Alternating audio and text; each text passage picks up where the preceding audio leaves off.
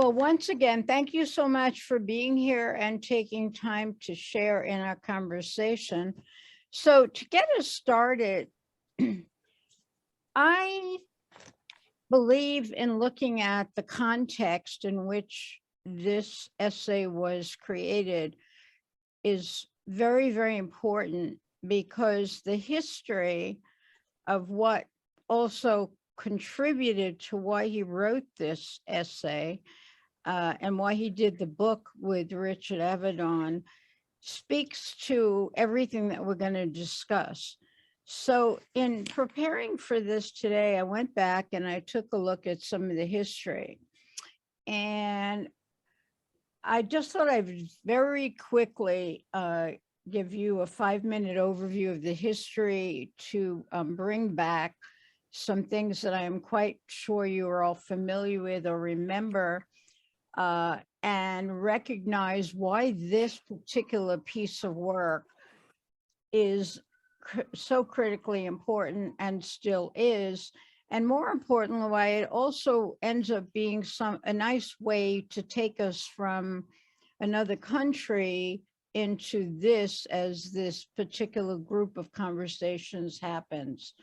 So when we look at the history of January 63 of the year 63 and the year 64, when this book was published in the fall of 64, so much of this makes sense in terms of the context. So in reviewing it today, I was reminded, these are some of the things I want to call up in your memory of whether you read about them, whether you were actually there, but they will help us figure out how to deeply investigate this particular piece of work. So when I look at 63 in particular, the Mona Lisa was exhibited for the first time at the National Gallery of Art. George Wallace became governor of Alabama. And of course, in his inaugural speech, he defiantly proclaimed segregation now, segregation tomorrow, and segregation forever. The a Black student, Harvey Gant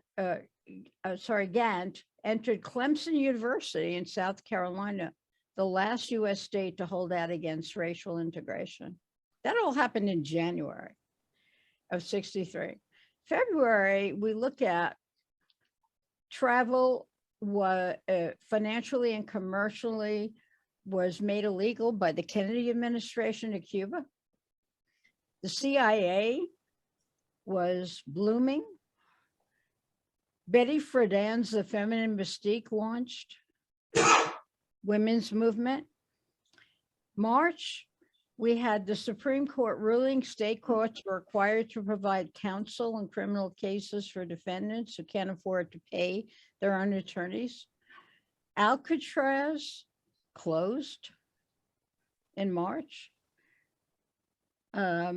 The 63 New York City newspaper strike ended after 114 days.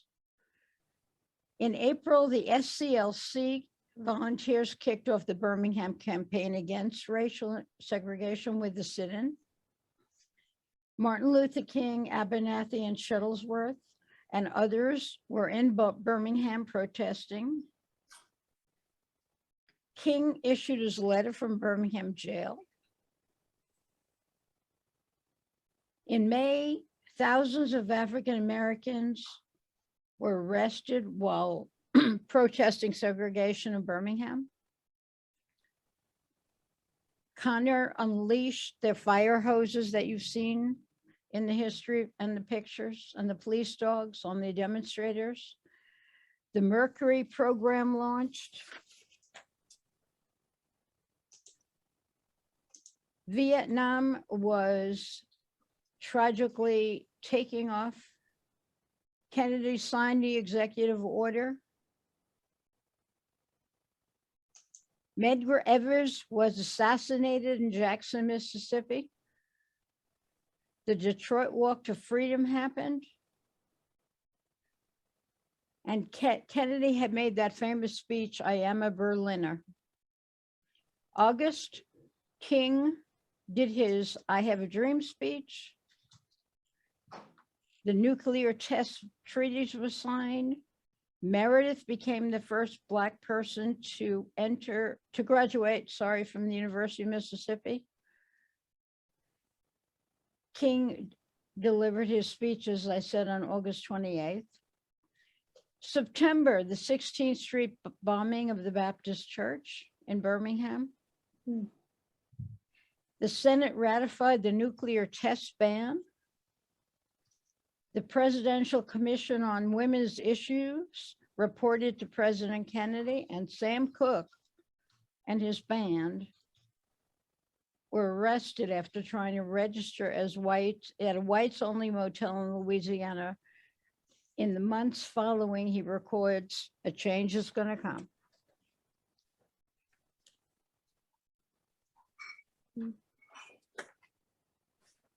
In November, the Freedom Ballot, a mock election.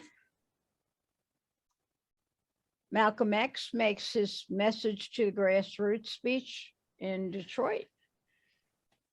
November 22nd, Kennedy is killed.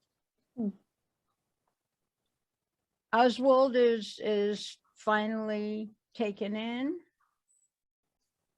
Kennedy is buried November, just 3 days later, buried in Arlington. And Johnson establishes a Warren Commission to investigate the assassination. December, Beatlemania is happening everywhere. In 64, very briefly, North Vietnamese torpedo boats attack the destroyer Maddox at the Gulf of Tonkin. The Warren Commission report comes out.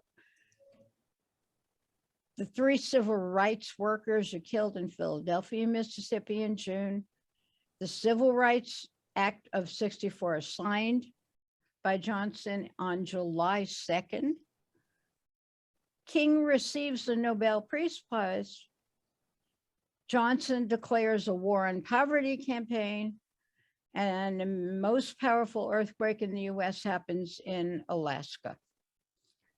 So this is the context. 63, 64, when this book comes out. And the book came out in the fall of 64. And it is said that Jimmy said at the time, this book examines some national and contemporary phenomena in an attempt to discover why we live the way we do. We are afflicted by an ignorance of our natures vaster and more dangerous than our ignorance of life on Mars.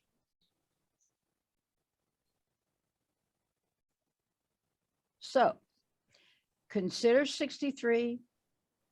The Fire Next Time was published. Blues for Mr. Charlie debuted on Broadway in April of 64, ran for nearly 4 months. And this book was published just after that. Nothing Personal explores the complexities and contradictions that are at the heart of American experience, mixing up all the subjects in the book. In the original edition, pictures by Avedon of Marilyn Monroe and Allen Ginsberg, for example, mental asylum patients, and the American Nazi Party. It was printed in 64, but a reprint, it went out of print, and then a reprint of it came out in 2017, which includes the photographs that were in the book, the essays Jimmy wrote, and it also includes a lot of never published photographs that the Avedon Foundation allowed to be put into this extra reprint. So if you were to buy the actual book published by Taschen, it would include the photographs, and it would include the essays, but it would also include the extra essay booklet, 72-page booklet, with writing by Hilton Als. And for those of you who may not know Hilton Als, Hilton is a very well-known writer, literary critic, and he, I'll make a comment or two that he wrote about in the reprint in a minute. But according to him, the first, he cites that the first title of this book, when Jimmy was discussing it with Avedon, was actually Crime and Punishment. Mm. Hilton Als interprets that to be believable because of Jimmy's focus on love. So the way Hilton wrote about it was, he said, the crime was loving and punishment not being able to love. A fact filled with sentiment, not sentimentality. And he first saw this book when he was only 13 years old. He met Avedon later on at the New Yorker, when they were both writing for the New Yorker. So Als believes all art should be a form of activism, and he saw this book as a humanistic and a moral message. And so he was invited to do this extra piece of work that not only includes Hilton Als' comments and insights and critiques, but it also includes some fascinating documents that were not in the original book. For example, there's a picture of Langston Hughes and a letter by Langston Hughes that he wrote. There are pictures of extraordinarily well-known people of every sort, but also things they wrote. And even as I recall, there's an amusing one by Eisenhower. And there was some letter that his office wrote, and then Richard Avedon wrote back that it wasn't his impression, that he had to ask for permission to include only a picture of Eisenhower. If he had included a picture of his wife, then he would respond and would have done it differently, but it didn't matter because the book had already been published. So, because apparently Mr. Eisenhower or President Eisenhower felt differently about the print, using the picture in it, which is amusing to me at this point in particular. So, because we had, when you look at what the book is, all you have is the print, but the book itself is available in the reprint form and contains the extra 72-page booklet. And Taschen Publishing is where you could get it if you wanted to get both. But for our purposes, we just wanted to focus on the essay. And there also has been, Beacon Press has published the essay alone in a book, but I'm not encourage you to get that one because you have it. So if you were going to get anything, I'd encourage you to get the other one, simply because the photographs are extraordinary and they work brilliantly together. So what both Avedon and Jimmy did was to examine the formation of identity and the bonds that both underlie and undermine human connection. So Avedon's subjects range from civil rights icons to intellectuals, politicians, pop singers, patients in a mental institution, ordinary Americans, and everything's juxtaposed and cropped and sequenced very intentionally. Jimmy's 4-part essay offers a critique of a society that is disconnected, unjust, and divisive, and therefore in the midst of an existential crisis. It's very personal, it's highly pertinent, and it talks about his own experiences of harassment, as well as his own feelings about walking the streets and living in the streets of New York City. I remember he left in 48, but he came back, as I've mentioned before. He was not an expat. He was not an exile. He was always of New York and a proud American. And he always said that. And that's what I always communicate, because I want to respect what I know he believed and how he lived and what he felt. So, Carole, yeah. I'm sorry. So you shared some pictures with me. Do you mind? Yes, if I put, so if you can show them, that would be great, just to give people a feel for, absolutely, yes.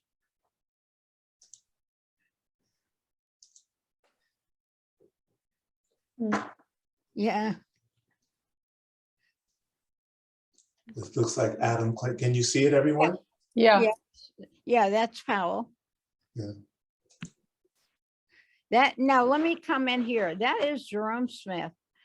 Jerome Smith is one of the most important people who I happen to get to know extremely well and adored and loved for many, many, many years.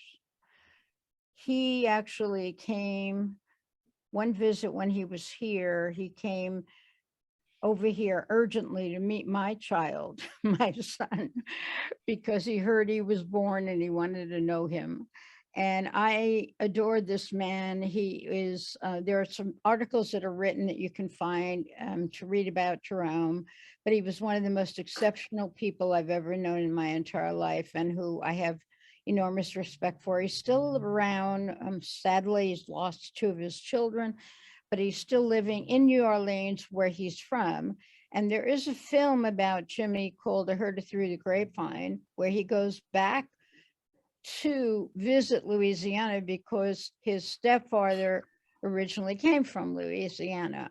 And Jerome walks with him in the film through the area, revisiting Louisiana, and he educates Jimmy all about Louisiana and everything that Jerome went through.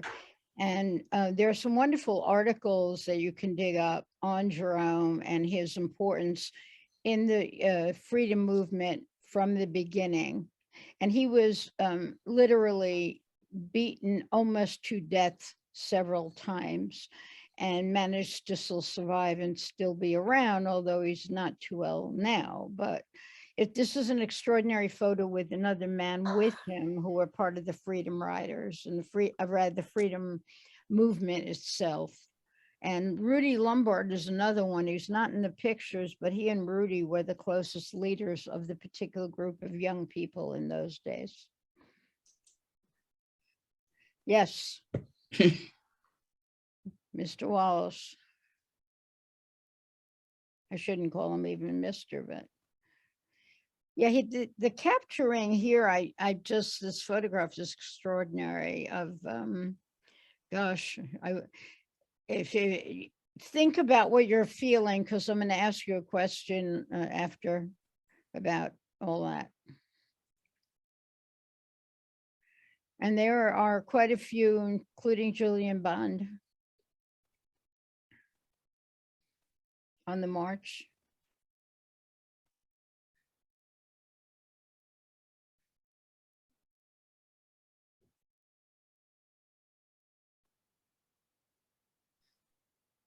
I think that's it. Yeah. So what you begin to see in this are the extraordinary range of how Avedon saw and felt the history and the context of the present during that time, and how they both in this book tried to pull together what would be commentary and important in terms of what was happening. So the whole vision of America obviously was very controversial. When the book came out, both men got a lot of very harsh criticism, and they were called liberal elites, Hollywood moralists, and they weren't representing the real feeling of real Americans. overall, this essay is a major critique of a society that is very shallow, focused on consumption, with little regard for how they live their lives, but instead live by lies. It definitely speaks to the despair of people who live like that. It also speaks to people who want to forget their pasts and are focused on making money. So in the first one, the first essay, Jimmy writes about how he feels distracted from himself by using the television and what he goes through with the TV, as you may recall. And he refers to the banality of it. He uses some amazing phrasing to do that. He also adds the following statement: when a civilization treats its poets with the disdain with which we treat ours, it cannot be far from disaster. So there's a historical and a current perspective that always was within all of the essays that he wrote, and trying to get away from a romanticization of the past, the present, and the potential future. And basically, he tries to show in the opening essay, to be locked in the past means, in effect, that one has no past, since one can never assess it or use it. And if one cannot use the past, one cannot function in the present. And so one can never be free. I take this to be, as I say, the American situation in relief, the root of our unadmitted sorrow and the very key to our crisis. And the crisis, from his perspective, is of justice and freedom. And it's informed by race. He talks about his own experience as living as a Black male facing the unkind, unloving city of New York.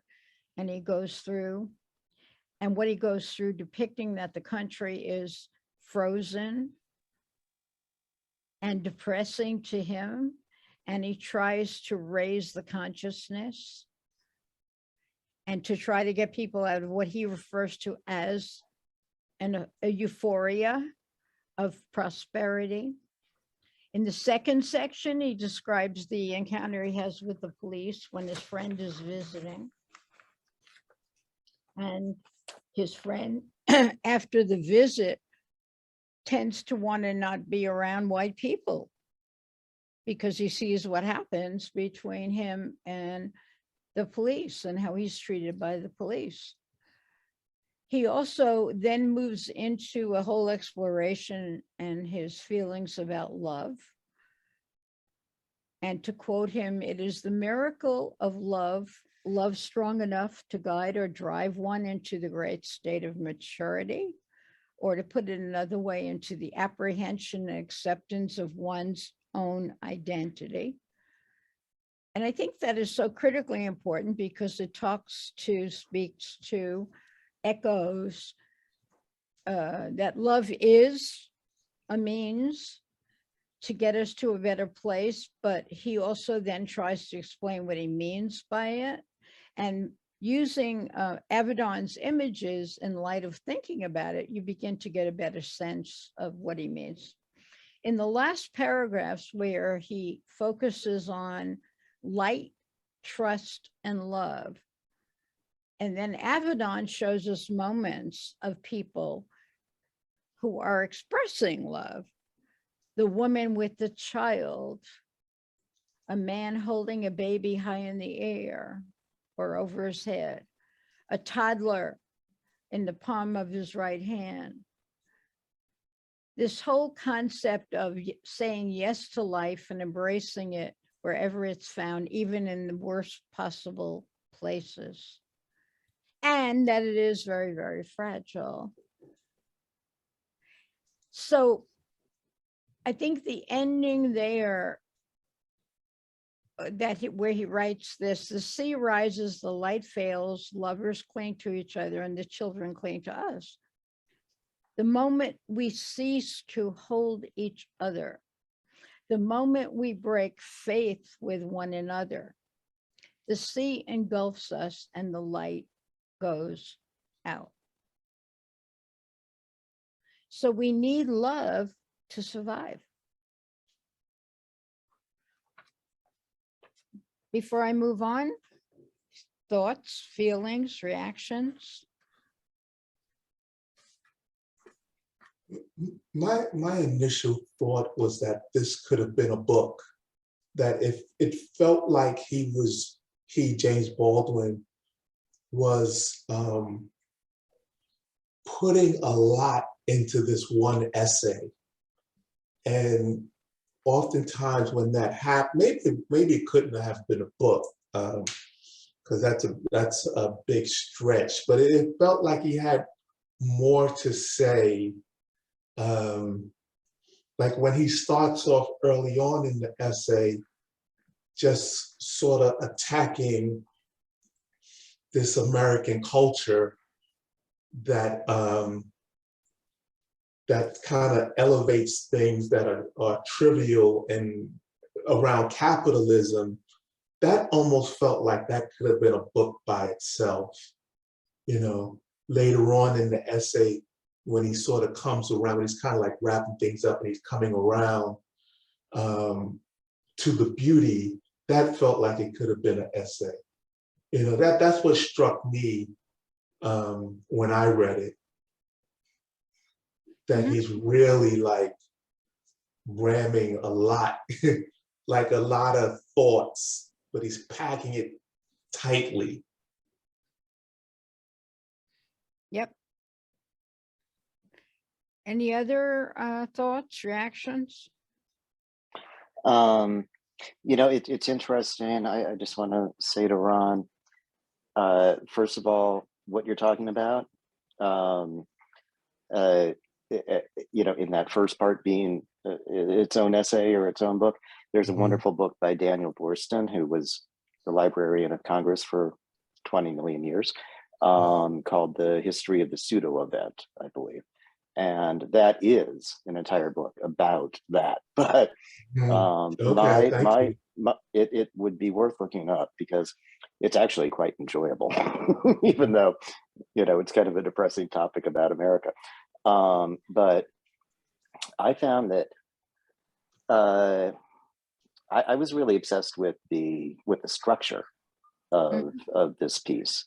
And I think that maybe he circumvented the need to do an essay on each topic or a book about the whole thing in the structure of it. And as I mentioned to Carole once, you know, it just the title "Nothing Personal." No one ever says that without a comma, but, right? And so we know immediately he's given us complete shorthand right here, that this is not about nothing personal. This is about the but, without saying but. And I think that the first couple of pages, well, I mean, in the format that we write, the first couple of pages, which in almost one sentence goes through every tacky, embarrassing type of television commercial that still runs today, right? Yeah. That is establishing trust with him as the narrator, right? This is like, okay, let Daniel Boorstin write about this in the pseudo event, but what I, the narrator, am doing here, and he does finally cross from being a third person, actually, and breaking through to a first person narrator at one point, which is kind of fascinating. But you know, he's saying like, trust me. And then once you do, you can go along for the ride. And now he's put so much shorthand into the fact that he's going to talk about, but, you know, ... And now he's put together this, you know, this framework where you trust the narrator and you'll go along with the ride, right? So I think it was much more to me, of a structural type of thing. And then he goes into a lot of different concepts. At one point, though, or a few points, it really seemed to echo some other things that I've read, from Prufrock to Barbara Tuchman's histories and things like that. I guess I'm starting to ramble now, but it takes us through this winding road, which again is probably a good reason for it to be expanded, but also breaking through into first person is a way to kind of, bring another shorthand element to it.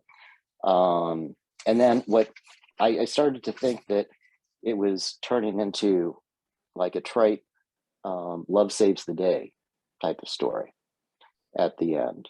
And then when he started talking about, if you fell in love with somebody in Hong Kong, you would swim to Hong Kong, if you had to find that person. That's when suddenly it started to feel like an empowerment type of piece. And where have I succeeded and lost in that type of empowerment? The concept of falling in love and swimming to Hong Kong, right? That could stand for a lot of things too, like as a metaphor. When have I not jumped into the Pacific Ocean, to swim to Hong Kong? Whether it was for love or just for a better dinner, I don't know, or for a different career course. When did I forget to do that, And, is the empowerment there? And so there's a lot of thoughts in here, but I guess to circle back to why I started babbling about this is because it was really the structure that made me think that, wow, he has figured out a way to take us on a journey that is like the cyclone at, at Coney Island, and has been able to spare a lot of dialogue and explanation and diversions just by the blueprint that he kind of put together and wrote around. So I'm not contradicting you. I'm just saying that I had the same thought, but then the structure is where I kind of deviated. No, it's not a contradiction at all. I mean, what I hear you saying is that you're looking at the intricate meanings of each of the subsections, so to speak, recognizing what, in fact, it's kind of a similar statement, really, to Ron's point. Yes, it could have been quite a lengthy 4 different books for that matter. And part of the reason it wasn't was because he did this in reaction to Avedon asking him to do the project with him. And he was in the middle of doing all his other work. I mean, this happens in '64. Blues for Mr. Charlie is on Broadway in April of '64 and goes through the summer. He finally finishes that play the year before that because Medgar Evers gets killed, and he decides, I have to do this right now. So it's the peak of his writing time. It's the peak of everything going on in the country. It is the peak of him trying to comment on everything going on in the country. And in a way, we're kind of lucky this happened, but realize this book was not reprinted since 1964. It went out of print, in the fall. It came out, it sold out, it went out of print. Never was reprinted until 17, all those years later.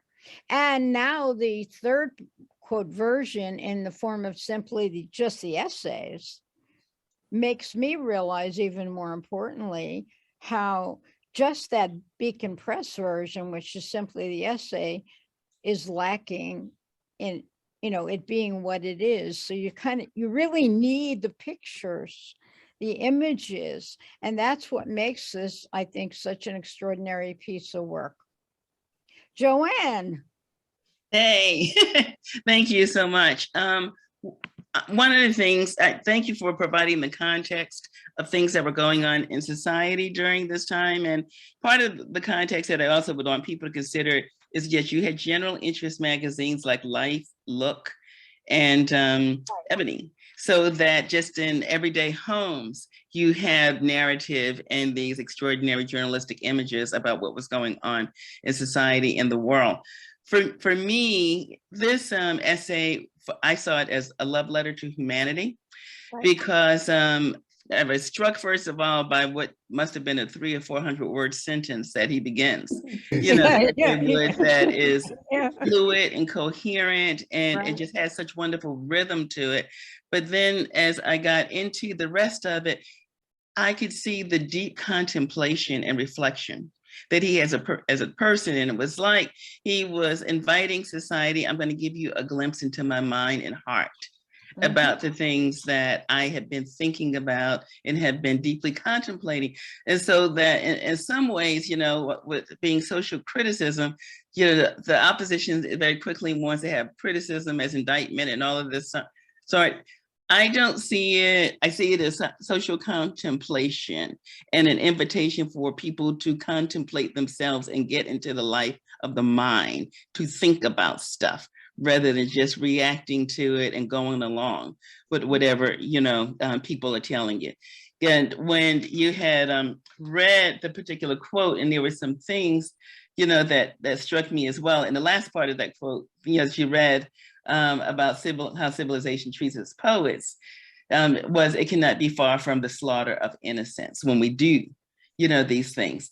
But two that among many that particularly struck me was one on page 694, when he says it has always been much easier to give a name to the evil without than to locate the terror within.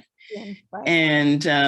And later in page 699, when he's talking about the Kennedy assassination, if a society, no, wait a minute, give me finding. Okay, 698, 699. It is reassuring to feel that the evil came from without and is no way connected with the moral climate of America.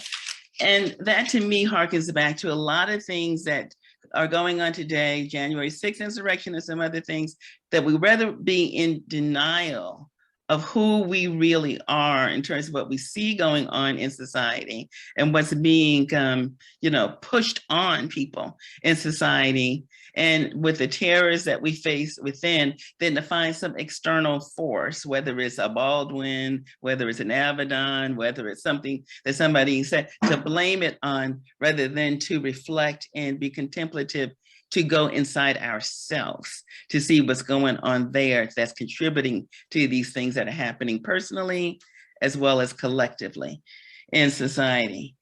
But again, with this contemplation and the end of this love letter, at the end on page 704, when he says, "For I do not for an instant doubt, and I will go to my grave believing that we can build Jerusalem if we will."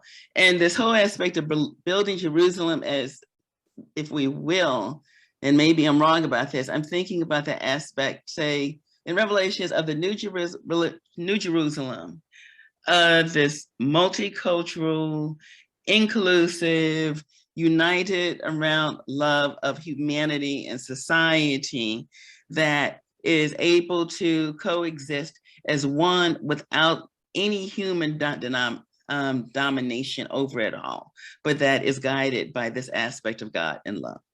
And so I really was very much struck by his focus on humanity and where that love for humanity and that love in humanity needs to be resurrected, because if not, it will be to our destruction to continue on with the kind of delusions and the lack of awareness that we have now. Thank you for all that. all of it. Other thoughts, comments? So Anyone? Yeah, I mean, I hear from everyone saying like love is empowerment, love only can save us, blah blah. And I get to wonder like why when loving others is free, it doesn't take anything from you. Why it's not that abundant in society? Like what stops us from loving others, loving ourselves? Well, that is a that is I would the, say fear. that is the question, but yeah, I think it definitely is fear, and that is very much part of what this whole essay is about.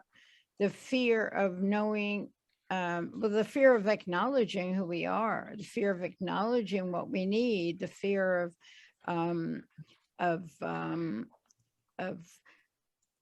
recognizing our fragility and our need for each other, but that you can't love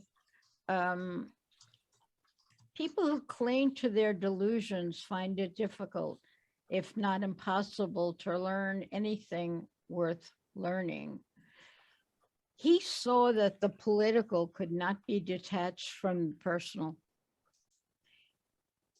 He wanted this accomplished through love because he said love would allow people to seize their own freedom and build their own identities.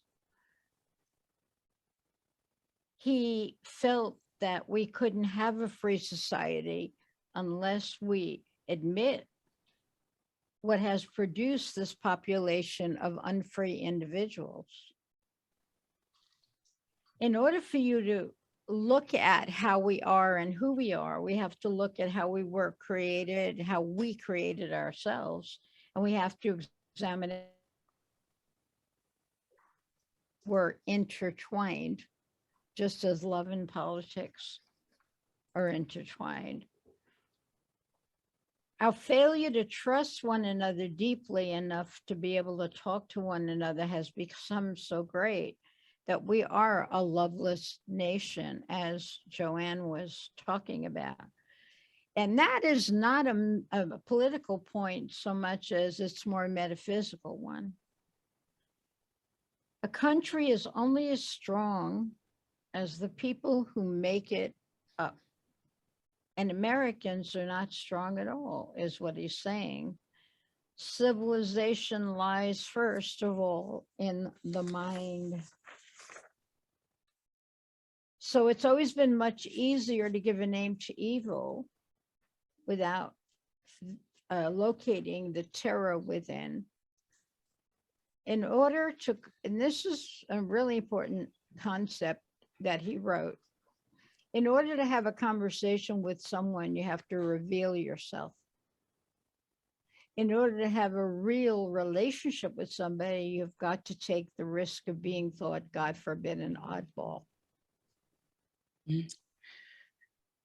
But along with all of that you're saying, Carole, too, and whether it goes back to the golden rule or whatever you want to call it, in order to love somebody else, you got to love yourself first. Right. And this whole aspect of identity also is framed around how we love or don't love ourselves, and the masks and uniforms that we wear in relation to that. And he had talked at one point about how these people, who I guess in Preston Joneses, so to speak, go out with these uniforms that they wear each day that frames their identity, which of course are things, is not their core of their values or identity at all. But that, is what they use as markers to have people identify them. And I believe it used to be said in New York that you could take a bum off the street and take them into Grand Central Station and have them come out a gentleman, because all of the kind of shops, barbershops, everything that was there to basically recreate the person physically was in the stores, in that complex and everything, so that they can come out looking like a new person. But that again is uniform in look. And reading that here, the thing that I thought about is that, you know, as African Americans or people of color, we go out wearing the uniform every day of, you know, our ethnicity, you know, or our race, which is not taken off. And there are people who relate to that in a particular way because of identities they may be hiding or that they may be affirming based on how, you know, strong they feel, you know, about what they call their Americanism and who they are. So with that, a lot of things are written about American democracy and our identity as Americans without really deeply exploring how to say racism and white supremacy, sexism, and some of the other things that keep us from loving each other factor into that identity of democracy and Americanism. And that if we don't have it, does that mean Americanism and democracy is gone? You can't have both of them with a context of love. Well, other thoughts, responses? I recently, I'm in another book club, Beyond Words, and we read The Will to Change by Bell Hooks. And she speaks about how patriarchy is kind of keeping this country from changing because men are so set in their ways of not presenting themselves in any other way but in a strong masculine way. And we cannot address these issues that might be tied to, and this is in quotes, weakness. So men do anything not to look weak. And part of that is, you know, hiding your emotions, believing in corporal punishment, treating women a certain way. And I feel like through history, because this country is really about patriarchy and capitalism, that has influenced, you know, James Baldwin's criticisms in this essay. Yep. Other thoughts, reactions? Yeah, I wanted to share that I was very impacted by his capacity to articulate despair. And it feels very emotional to me. And actually, I'm a psychotherapist, and I was doing a session earlier today with a young African-American activist, and she was feeling so much despair. And I kind of referred to the article, you know, that I was reading for tonight, and kind of one of the things I'm always struck by when I read James Baldwin is how it almost seems like nothing changed, like nothing's changed. You know, he writes in a way that he's almost saying like nothing's changed, and then 50 years later, like nothing's changed. And so that's one of the things that hit me when I was reading the article, was that sense of how nothing's changed, that he could speak to and give words to the depth of the degradation that we have imposed on people, like the terror and the annihilation of people's souls by the beating down of people. Like, so much of this essay to me spoke to our condition. And so that when he gives us love, as we've been talking about in the conversation tonight, it's almost like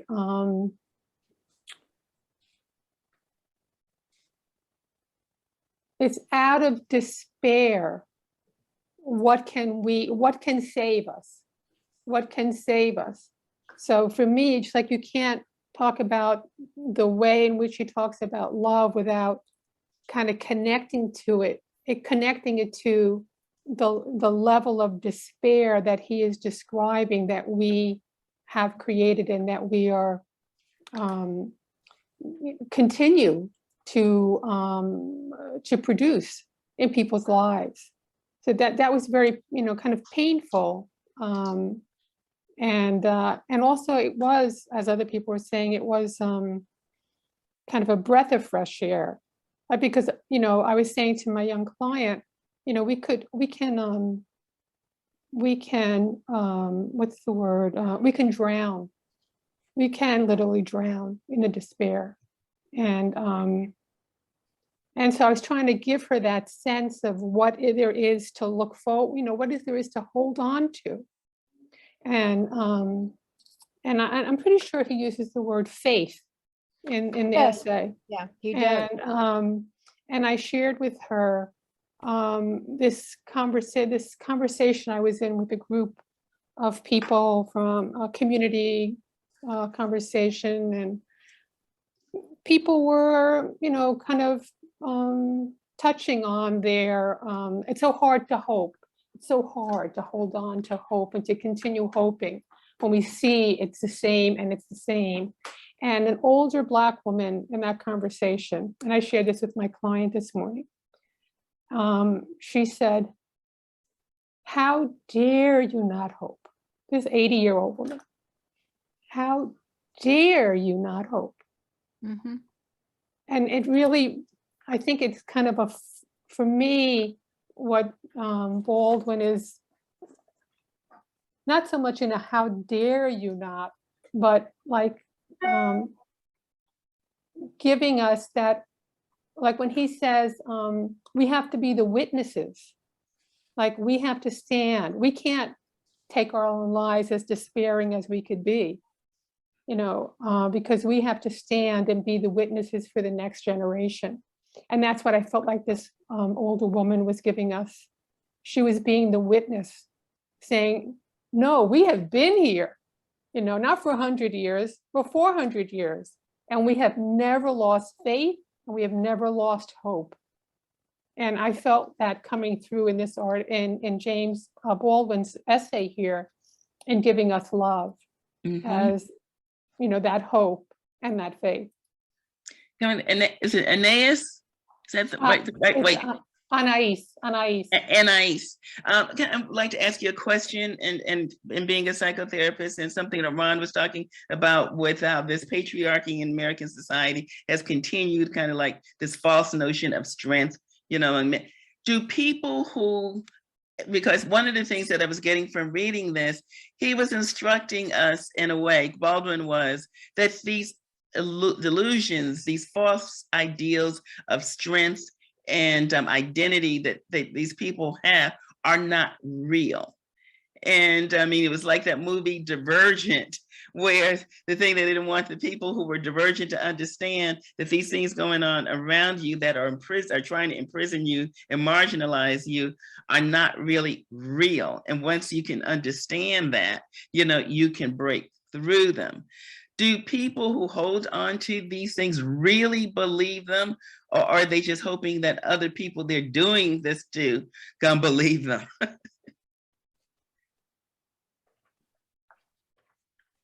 Are you asking me? Or Yes. That's a question. I'm not sure what part you're referring to, like who is holding on to what. That's okay, not, like when Ron was talking about, capitalism. Is it like white supremacy? Like white when he's referring to, or yes, this notion of patriarchy and all this other stuff. Yes. Yeah, when he's talking about, like really it's the white gaze, it's history told through the white gaze, and then it's actually a myth and it's a bunch of lies that people really believe it. I try not to be what I call psychological in like thinking about how people act in the world. I'm a very non-psychological psychotherapist, and because I think that insistence on believing the lie, it's political. It's not psychological. It has to do with, holding on to a position of hierarchy holding on to a position of supremacy for dear life. We see that right now, you know, and people willing to die, you know, like, you know, on behalf of holding on to their position as a white supremacist. You know, it's just, I don't think it's psychological. I think it's political. Like the way in which people will hold on to the lie. And you know, January 6th is a great example of that. Yeah. You know, that's why it's so political. Okay, well, I think that, you know, maybe the process, you know, in the same way that public policy and caste system is all about a political process. But what motivates you to continue that myth or that political process, et cetera, has to come out of the core value or psychology, I think, of the individuals doing it. And because I know that the impact that it has on the people that is perpetrated against creates psychological damage, spiritual damage. Most definitely, most definitely. And it creates the damage to the white supremacist. You know, Well, to that poor white person, you know, who is just desperately holding on to their racism, and they are so damaged by the position that they have been organized to take in life. Well, I know that, but my question to you was, do they know it? They can't access it. That's how I feel. Okay. Like they vested too much in their place in society to access, you know, their own racism and sexism and homophobia. They're about believing they're part of the middle class when they're not, because most of them are poor, not like even borderline, you know, but they have so invested in their whiteness. It has to be a mass psychosis. It has to be more than political. Yes. It has to be a mass psychosis for that many people to try to, not just what we saw on January 6th, but, you know, what happens every day in this country, that there's a belief system, you know, around white supremacy where people just think, oh, that's just the way it is. Thank you. Ray? Yeah, well, I also want to just comment on how impossible it seems to disentangle the political from the psychological. And, you know, when I was reading this essay, it's very much a diagnosis on the part of James Baldwin. I mean, he admits to, you know, trying to really get at the root of our unadmitted sorrow. You know, that's not a political statement. That is really asking the reader to delve into our, you know, core issues, I believe. You know, one of the things and I don't know if this is the right segue, but I just have that quote: if one can reach back, reach down.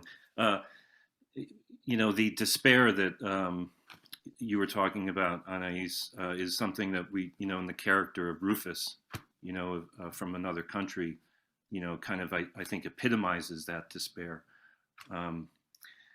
But then, you know, if one can reach back down into one's life and find there some witness, however unexpected or ambivalent to one's reality, one will be enabled, though perhaps not very spiritually, to face another day.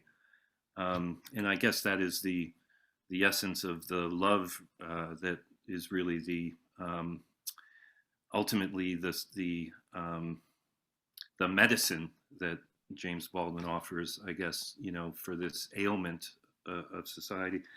But it made me wonder about, you know, I think, well, you know, in terms of a white supremacist, for instance, you know, I think they may have a witness to their own reality, but it's somebody that is so, you know, it's somebody hardly apart from themselves. You know, I would believe that it's kind of like an insular, because there is no attempt at you know, using the diversity or the inclusivity of our human nature as part of the solution, you know. So their witnesses are people just who listen and talk and act like they do.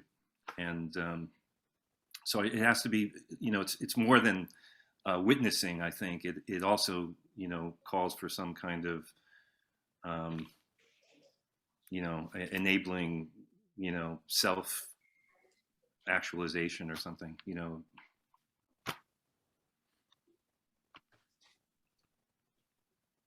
Thank you, Ray. Other, yeah, Sang?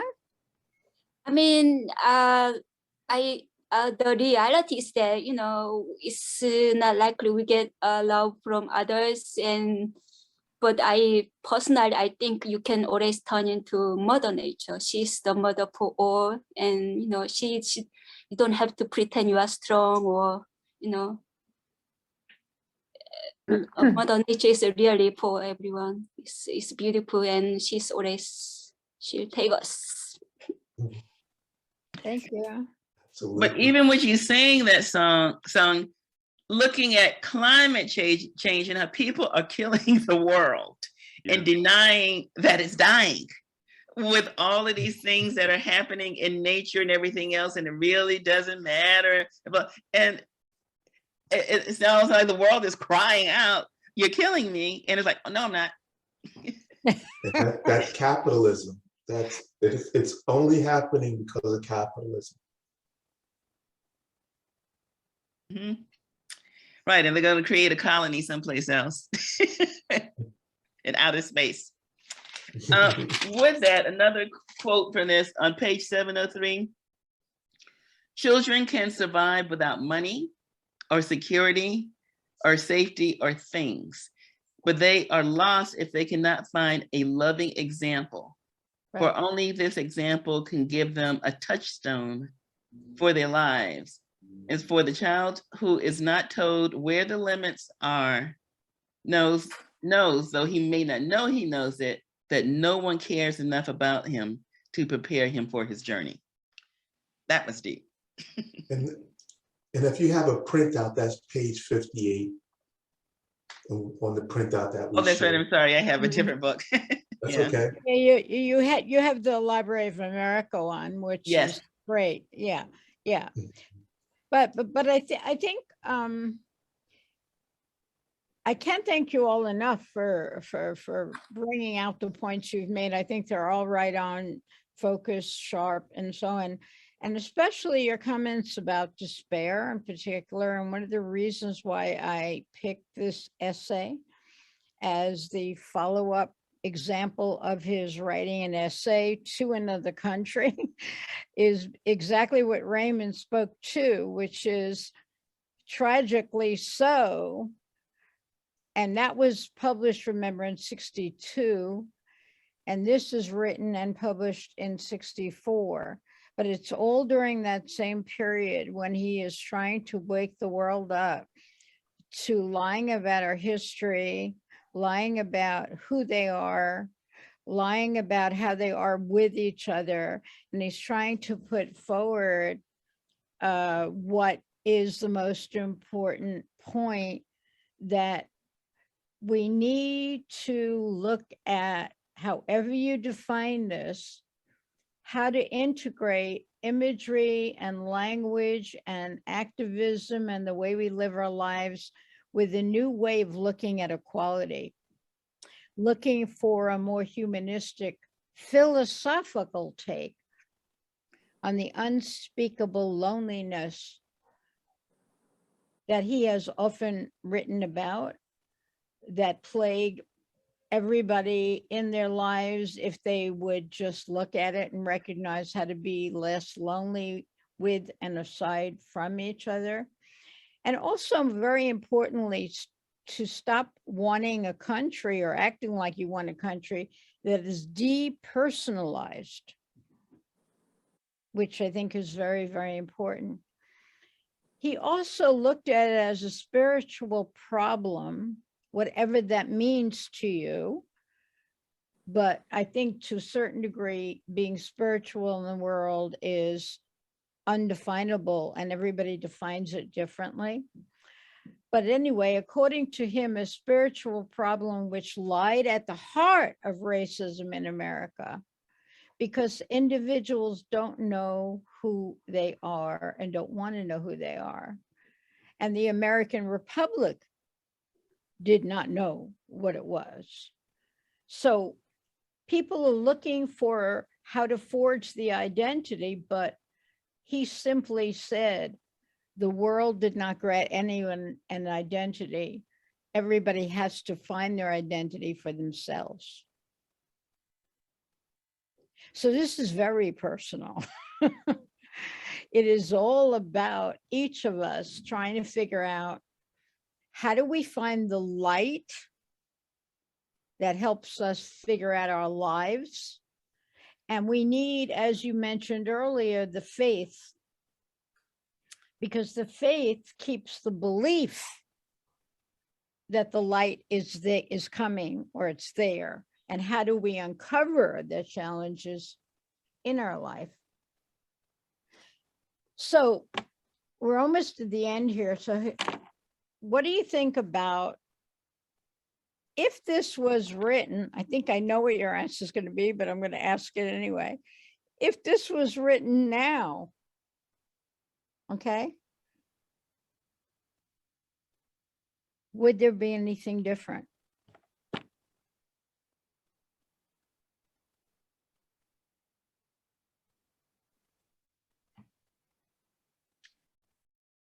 Well, writing the sub, we can't even see what people's expressions are in New York City, I guess, on the subways.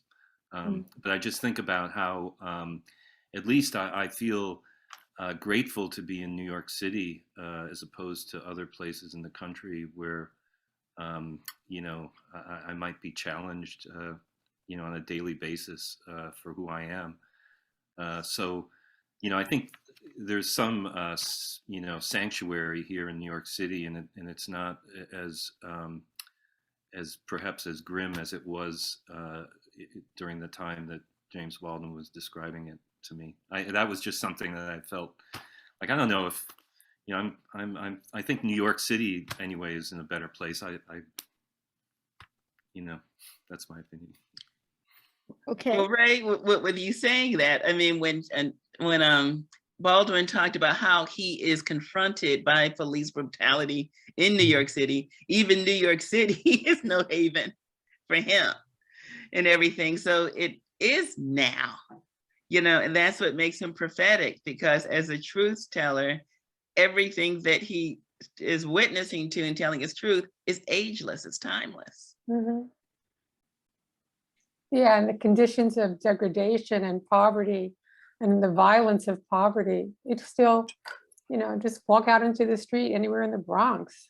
It's like, we're all up in arms about this, crime spree. It's like, wasn't anybody around for the last 2 years of the pandemic and the way it devastated communities and put people out of work and put people on the street? And like, if you want to deal with crime, well, deal with the social and economic conditions that have created it. So that hasn't changed.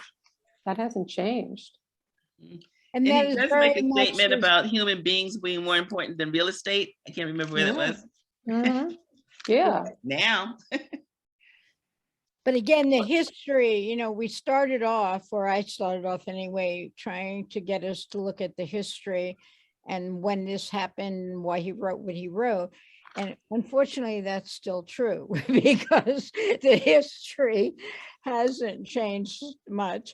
And more importantly, the way in which people live has in fact been a whole lot more segregated than ever. So we have to look at that too. We have to look at it in our schools. We have to look at it in our different ways of what we think makes our life matter, or what's important to us, from the material to the necessary to the superficial. And we have to look at exactly what you were talking about, and especially this moment in the last couple of years. And then just before that, everything that went on with everybody trying to take a look at how other people live across different lines, across different ways of life, across different groups of people. We're still wrestling with the same issues of identity, with the same issues of anything and everything is fair game for attacking it, even though you know nothing about it. Instead of looking at each of us individually and how we can be more educated and how we think about ourselves in relationship to ourselves and our children and the people we care about in the world, and even the people we don't care about in the world.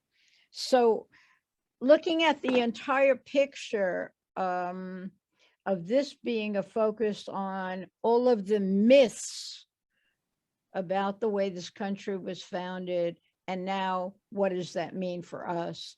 How do we figure out new ways to pursue ways in which we find our own individual identities, group identities, community identities, and figure out how do we make a better place for us all to live in?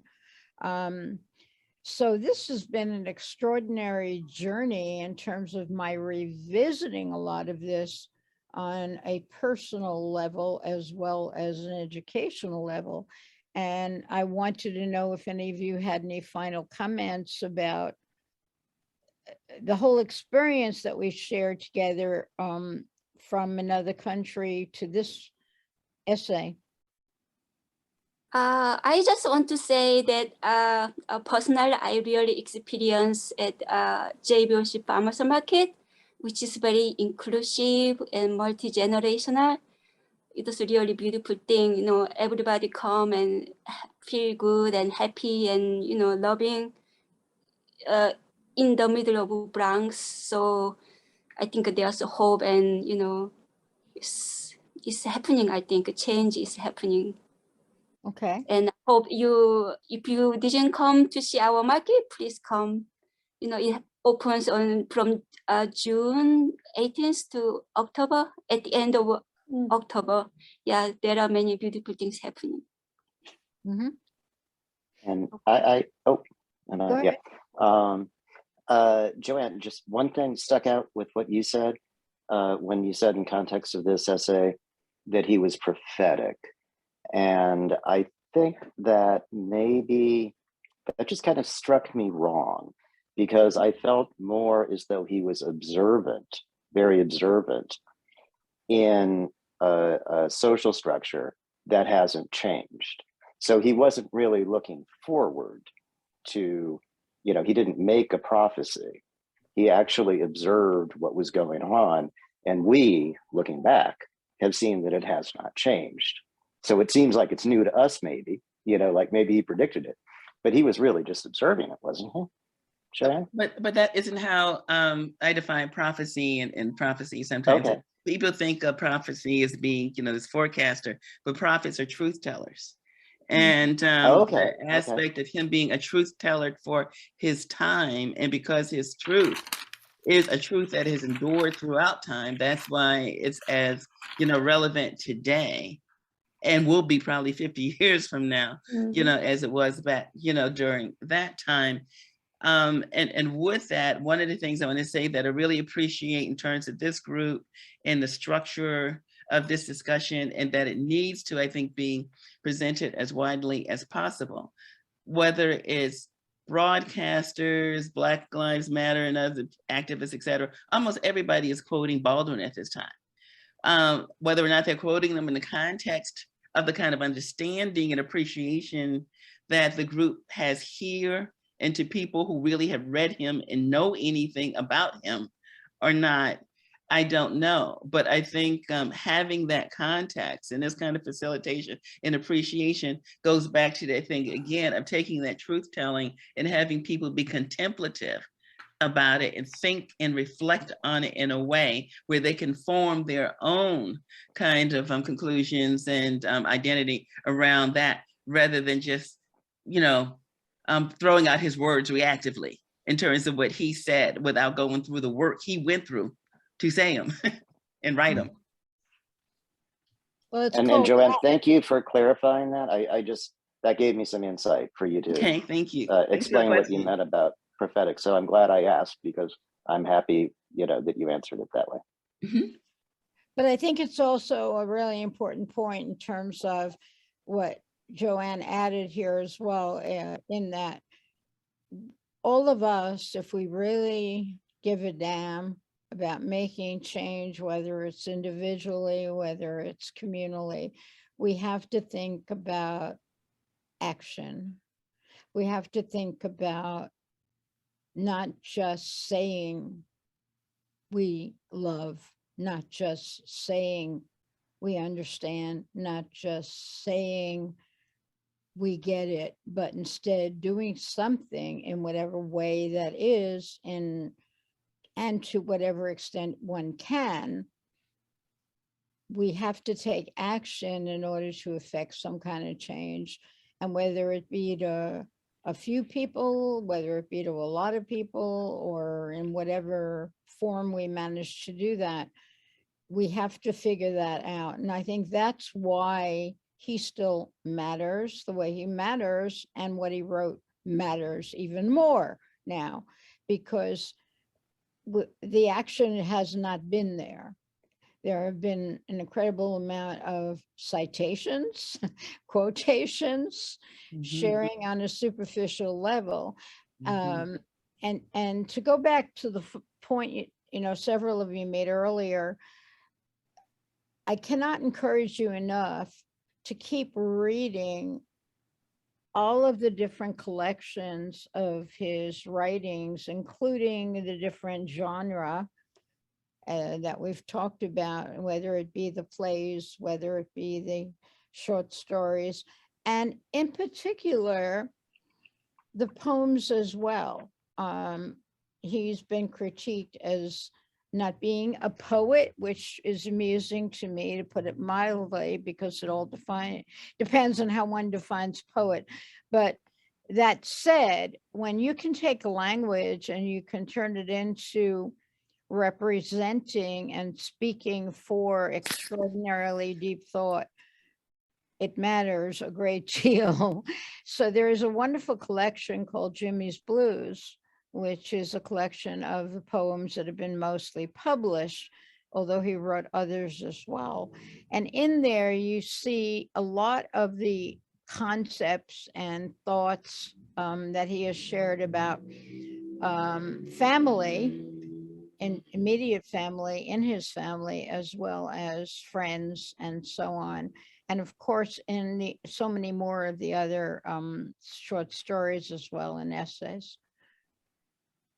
On that note, I don't know if Carole or Ray want to speak about next week, what the focus will be. Okay, well, I'll briefly speak to it, and then, certainly Ray, please add. I'm an educator. That's how I define my career. So when I first read A Talk to Teachers, I realized how it represents for me so much of what I believe is foundational to my approach to facilitating learning. And in the Talk to Teachers, what you will hear, see, read, think about is the opportunity to look at a lot of what we've talked about here, but applied to specifically those who supposedly educate, and what education means, not only for the educator in the role of educator, but more importantly for the learner, to the two-way street of education and learning. And then in the secondary brief essay, The Creative Process, he touches on some related comments that he makes in the Talk to Teachers, but it really all adds up to the same thing, which is in the Church Poets Corner, a plaque that says, "Artists are here to disturb the peace." which is a plaque that was put in the Poets' Corner in St. John the Divine to celebrate his life and what he contributed to the world of writing and speaking and educating. And he himself, by the way, was an educator in the last few years of his life. So all of that will be, I'll try to bring in some of that as well. Ray? Yeah, I'll just add that, we're looking to, develop a curriculum that would not be found within this public school system, or, that is, somehow occupies a different space, and perhaps even we can experiment with what that would, even the form that it would look like. But I know that we mean it to be about outdoor education, of course, and understanding the environment, understanding our place in the environment. We are a James Baldwin Outdoor Learning Center, and the connection, James Baldwin's attack on materialism is very close to where we are at heart. We're really we sit on projects at the juncture of food, environmental, and social justice. So that's really our focus. And we want our education to be multi-generational and inclusive, and so we invite all of you back again next week who are I was an educator, also retired teacher of 25 years at DeWitt Clinton, and many of those years I did teach James Baldwin as an elective. And I would love to just read that last paragraph, because there's a beautiful segue in this essay. I think it's almost the 3 essays will be very informative about, understanding curriculum and how it, we might develop it differently.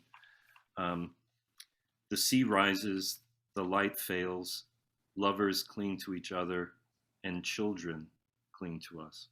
The moment we cease to hold each other, the moment we break faith with one another, the sea engulfs us and the light goes out. Mm-hmm.